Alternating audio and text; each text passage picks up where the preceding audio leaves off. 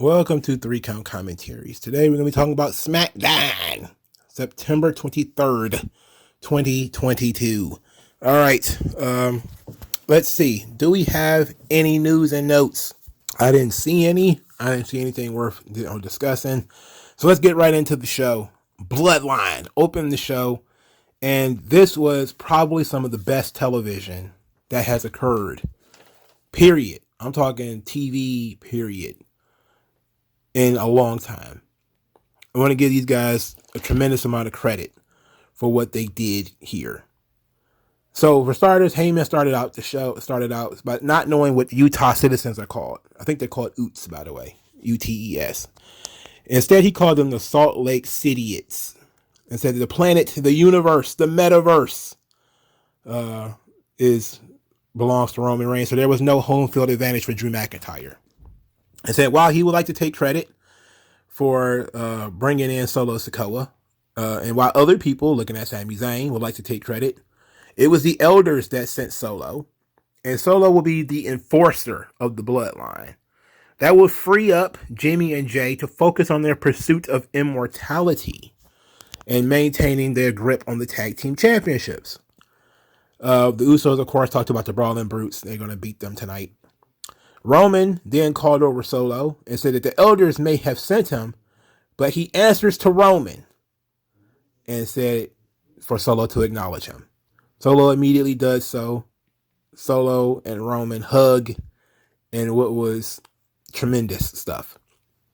The music starts to play and everybody starts to leave, and then Sami Zayn he interrupts. He's like, "Can we stop the music for a moment?" And he says that even though he's not technically blood, he would like to take time to acknowledge his tribal chief as a sign of respect for how they have taken him in over the last several weeks.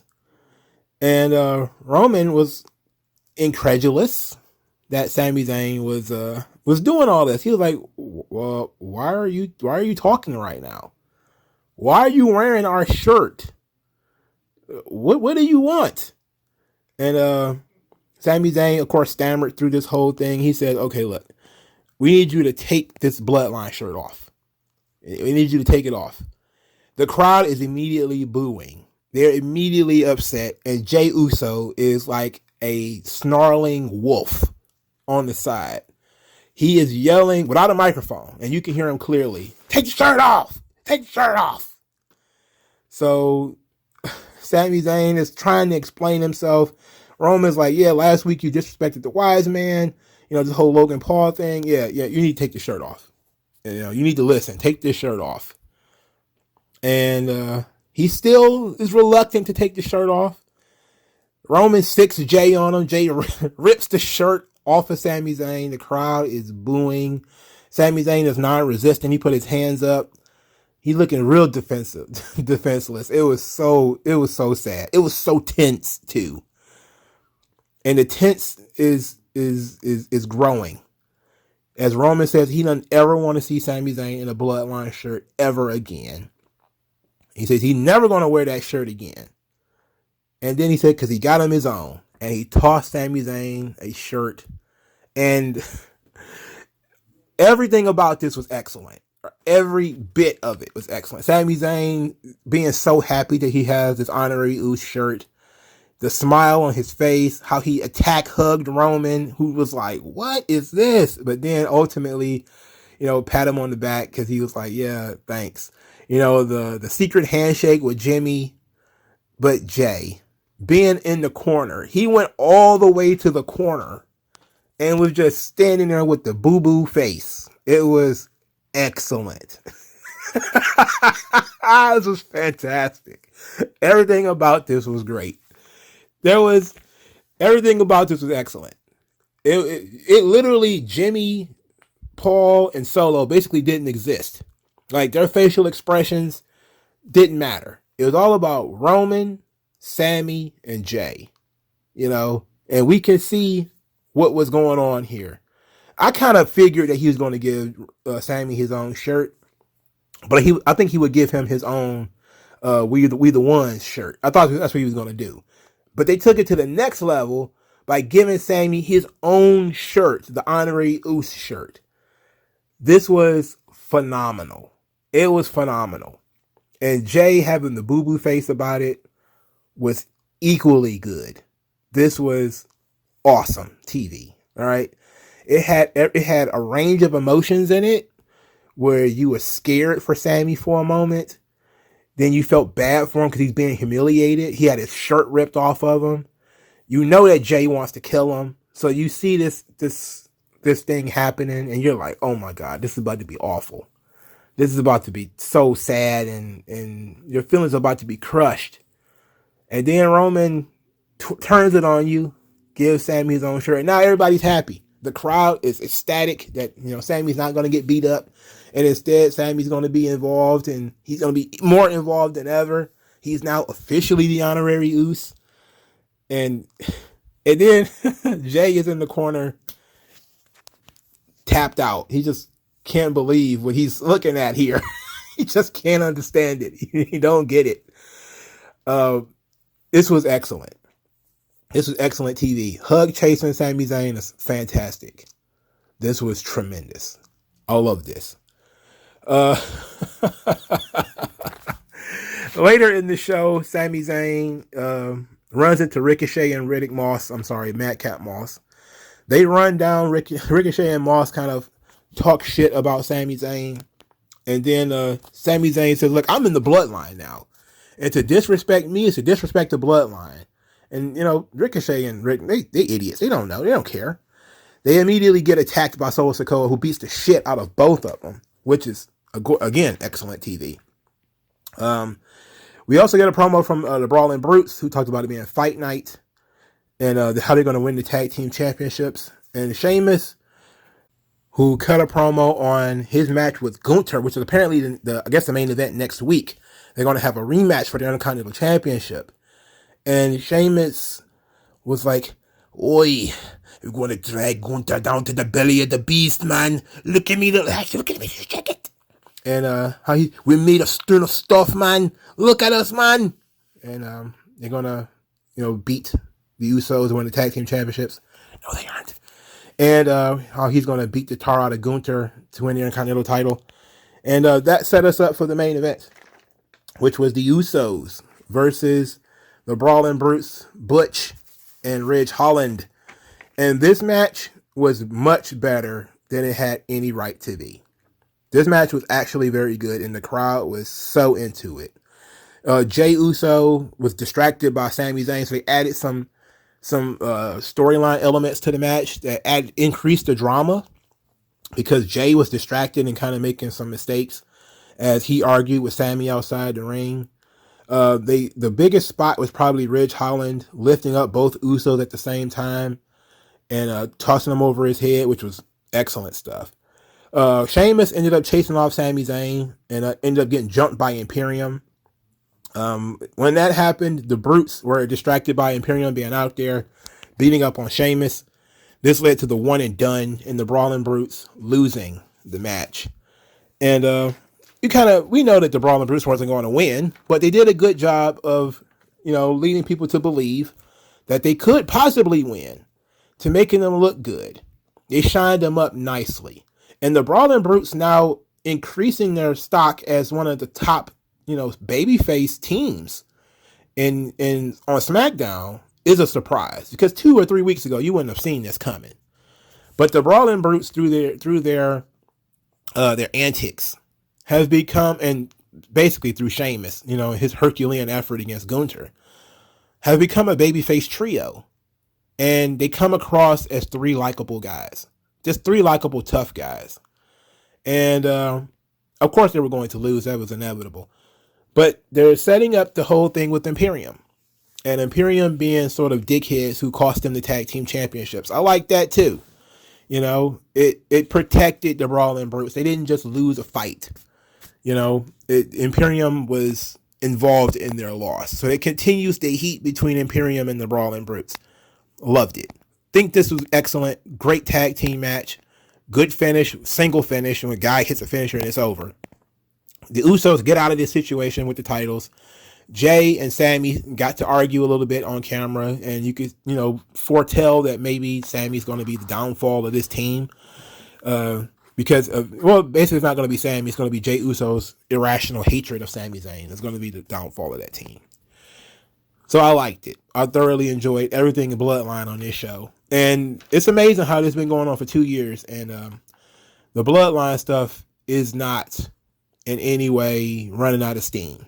They're finding new ways to make it interesting. There's lulls in it, I think. But overall, they're still making it very interesting. Adding Solo Sikoa and Sami Zayn have reinvigorated this thing. I wasn't tired of it before, but I just kind of felt like there needed to be some growth. And now they have it. Now we have it. We have Jay individualizing himself again because he doesn't like Sami Zayn, but everybody else does. And we kind of like Sami Zayn being sort of the comedic foil for the Bloodline. He's the guy who could take the pins. He's the guy who can get beat up. He's the guy who can get embarrassed. So that's perfectly fine. He's the chink in the armor for the Bloodline, is their love of Sami Zayn, their appreciation for Sami Zayn and how he's hug chasing. And Solo Sikoa gets to be sort of the background guy, but he also gets to be the muscle. And I liked how, he was silting from the elders. That's an interesting little storyline rather than Roman's, called him forth or whatever. It shows that the elders are still involved. Because remember, the elders are the ones who made Roman the tribal chief after he beat up on Jey Uso and gave him the flowers around the neck. I forget what it's called. But it was the elders who did all that. So we see that they're still involved. It's the elders who sent Solo Sikoa to make sure that this thing stays on track. I like that. I loved it. All of this was excellent. Just to skip around a little bit, Hit Row had a watch party for the tag team championships because they wanted to challenge the winners. The Street Profits joined the party, so did Shinsuke Nakamura, and there's like 3 segments. In segment 2, Sonya Deville, Los Lotharios, Drew Gulak. he walked over and was promptly the white male cornball who B-Fab invited to the party for some odd reason. And she said he was cool, so he gets to stay. But it was Los Lotharios who were being dickheads because they were trying to push up on B-Fab and then got kicked out of the party. This seemed like it would have been a great Saturday Night Live skit. Like, y'all remember those Saturday Night Live skits with Will Ferrell, I think Chris Kattan, where they did a hilarious one with Jim Carrey, where it was a baby, don't hurt me no more. Like those things, like that would have been excellent for Los Lotharios to do. Because the way they had B-Fab in between the two of them, and they were, flirting with her, was real creepy, but it was also very humorous. So they got kicked out of the party. And then they came back later and absolutely snuffed Ashanti Theodonis. made the party crater upon itself. And of course, this led to Top Dollar talking about how he wanted to destroy Los Lotharios. So Hit Row versus Los Lotharios actually going to have a storyline going into their match next week. It was fine, I guess. I'm still not a big fan of Hit Row, but I'm okay with them doing stuff like this, And Los Lotharios, anytime I can get Angel and Humberto on TV, works for me. But them just being shoehorned into other people's stuff and not having anything of their own kind of sucks. Like these two guys should be, the modern day Los Guerreros. Like, how Los Guerreros got over doing those vignettes. Like, we know what their gimmick is. Their gimmick is, girl chasing. That's what they should be doing in their vignettes all the time. We should be seeing Los Lotharios go to the mall or go to dances or whatever and try to pick up chicks and just to get shot down or whatever. Just being grease balls. Like, that could be so much fun. Like, there's so much you could do with these guys, knowing that they have a character and they have personality. And, it's not necessarily believable that two very handsome guys like Humberto and Angel would get turned down a lot. But if you have them be creepy and weird, then that's good enough reason for girls not to be interested in them, no matter how they looked. If you have them like with the rings and the chest hair out or whatever, just turn them into real scumbags. You could really get them over. Being like scummy, skirt chasing heels. That could be excellent, but they have to put the time in.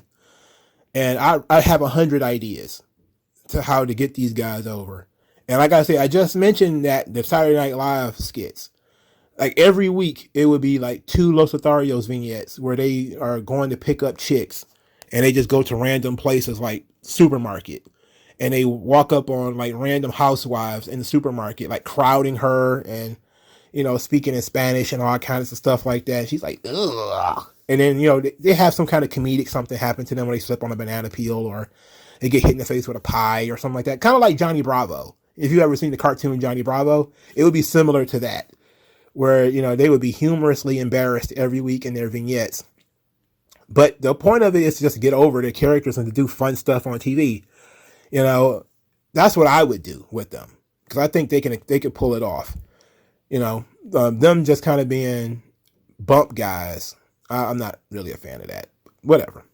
All right, first match on the show was Liv Morgan versus Lacey Evans. Lacey Evans gets no entrance, and she took most of the offense in this match. She got a lot of heat. She got some pretty good heat in this match too, and she showed that she was actually a good heel. You know, how she was denigrating Liv Morgan, you know, pushing her, shoving her, shit talking her. Liv smacked her in the face when she had her. It was on some kind of Cobra clutch or whatever, and Liv Morgan was reaching up, smacking her in the face after Lacey was talking shit in her ear, which I think was nice. Lacey Evans, you know, got frustrated as the match was going on. Went under the ring, pulled out a broom. Was like, "What's this?" You know, kind of tossed it to the side. Got a kendo stick. But she was distracted by her usage of the weapon. Liv Morgan hit a code breaker. It was shitty. Instead of going down, Lacey Evans staggered to the ropes, where she ended up getting hit with Oblivion and pinned 1, 2, 3. Whatever. The writing's on the wall for Lacey Evans. I mean, everybody knows it. At that point, Liv Morgan teased hitting Lacey with the kendo stick. The commentary is talking about how Liv Morgan doesn't have the killer instinct necessary to compete with somebody like Ronda Rousey in an Extreme Rules match. And then she turned it on by beating Lacey Evans with the kendo stick and crushing her through a table later on. There was an excellent shot of Liv, she being so small she can stand on the top of the ring post. And that's where she did the big senton from, because she's so tiny. She can stand up there with both feet. And people, you know, was, you know, like, oh, this is fantastic. It's showing that Liv has killer instinct. I'm like, yeah, that's good. It would have been nice, though, if she hadn't won the match. If it had been disqualification because Lacey Evans hit her with the kendo stick and was beating her to death, and then, you know, Liv had to fight from underneath, had to fight back, and then she kind of increased the violence by introducing the weapons and all that kind of stuff, or introducing the table and everything, it would have been great. But I think ultimately the story would have been better told had there been a disqualification, because Lacey Evans, of course, you know, was using weapons. But they don't care about Lacey Evans. She's probably about to get canned. So, you know, we're in this position right now. And I like Lacey, you know. It is what it is. But we're stuck with what we're stuck with. This sucks. There was a vignette for the Usos. I forgot to talk about this. It was written down. Where Paul Heyman talked about the Usos' dominance, and they're the greatest tag team of the generation, and that they had longer runs as tag team champions, longer than the Hart Foundation, longer than the New Age Outlaws, and longer than the Legion of Doom. And only Demolition and the New Day have had a longer title reign than the Usos at 432 days. And soon they're going to surpass Demolition and the New Day to be the greatest tag team of all time. And I was like, yeah, okay. I like this. This was great. We need more vignettes like this. I think there's been one every week, I think, where they focused on somebody and really put them over. I love that. That's good stuff. The New Day defeated Maximum Male Models. Really, who cares? Max Dupree, after the match, was furious. He couldn't really get off his suit jacket, but he eventually did. And he yelled at them, at all three of them, both Marseille, Mansois, and Maxine. I guess we're just getting to the point where he's going to be frustrated and he's going to quit being Max Dupree, and go to being LA Knight, which I guess is what they build into. I know everybody's very excited for that. I am too. I like the LA Knight. I think that the guy is talented enough that he could have made anything work. I don't see what the hell we supposed to get out of Massey and Mansois. Massey was wearing like boy shorts here. It was awful stuff. It was awful television. Um, New Day again. It's very stale, super stale, like stale as fuck. Just awful. I hate New Day. Hate him. Third match: Otis versus Braun Strowman. The crowd loved this match. Otis was a credible threat here. They remixed Braun Strowman's theme, so it's not the same anymore. But it's whatever. Chad Gable tried to get Braun Strowman counted out by grabbing him by the leg. He ended up getting tossed into the crowd or something like that. It was epic. It was tremendous. Otis landed the world's strongest slam and the Vader bomb and only got 2 counts for either one of them. But Braun Strowman ended up winning the match with a power bomb. I think they call it the Monster Bomb or the Beast Bomb or something like that now. The crowd popped. Crowd was going ape shit for Braun Strowman. So this worked. Braun Strowman being very, very over in front of these crowds. To be quite honest, it's been this way for a while. Braun Strowman being very over in front of the crowd is not new. It's not, Triple H booking. It's what it was when he was feuding with Roman. They just didn't pull the trigger on it. And then, when he was champion in front of no crowd. So they didn't do him any favors. It was just the no crowd stuff really favored the work rate guys. Let's just put it like that. And Braun Strowman and Bray Wyatt and those guys really suffered in front of no crowd. But Braun coming back, I think he got like a nose ring now. I'm not a fan of that, but he's back in rare form. He looks tremendous. Using a powerbomb as a finish is excellent, especially since it looks great with him doing it because he's a huge guy with muscles and shit. I love it. Let's go for it. Next, Drew McIntyre is out there talking about Karrion Kross attacking him from behind and that he expects Kross to attack him from behind again and again with no repercussions. But he says he went straight to the top to get a match at Extreme Rules and he got them a strap match. Got us a strap match. Kross's theme plays with Scarlett entering. Kross then attempted to jump McIntyre from behind again, failed. McIntyre caught him, tied him up with the strap, tied him wrist to wrist, strapped him a couple of times, hit him. I'm sorry, pause. Phrasing, let's say. He hit him with the strap a couple of times, whipped him a couple of times. Kross then, cowered in the corner with Scarlett protecting him. Scarlett then shot a fireball, which was nowhere near the face of Drew McIntyre. It wasn't even the same vicinity of Drew McIntyre. This led people to believe that Drew McIntyre had actually no-sold the fireball when it was nowhere near him. The flash, it was a horrible spot. And guess what? I'm done with fireballs. All right? I'm done with them. Let's not do them anymore. They look like shit. Let's leave fireballs to the indies or something like that. They never look good on TV. This isn't the first time, of course, that Kross and Scarlett have used fireballs. They used it on Keith Lee in NXT. But this was shitty. This was incredibly shitty. And it whiffed like wide left. It was not good. Still, they recovered very well because Kross and McIntyre just re-engaged their fight with Kross and McIntyre. I guess they were prepared for the fireball to miss, just in case it did. Scarlett ends up hitting McIntyre in the nuts. This led to Kross getting the advantage. Kross puts on the Kross jacket, said this is exactly what they wanted. They wanted McIntyre to go and get this match, and said that he accepts the match with Drew McIntyre. So it's going to be Drew McIntyre versus Karrion Kross in a strap match. I would have gone with chain match, personally. I wouldn't have gone with strap. But, okay. They've been teasing this feud for a while. And while I'm not thrilled about the idea of their very first match being a gimmick match, I'm okay with it. Like I said, I just would have gone with chain match first.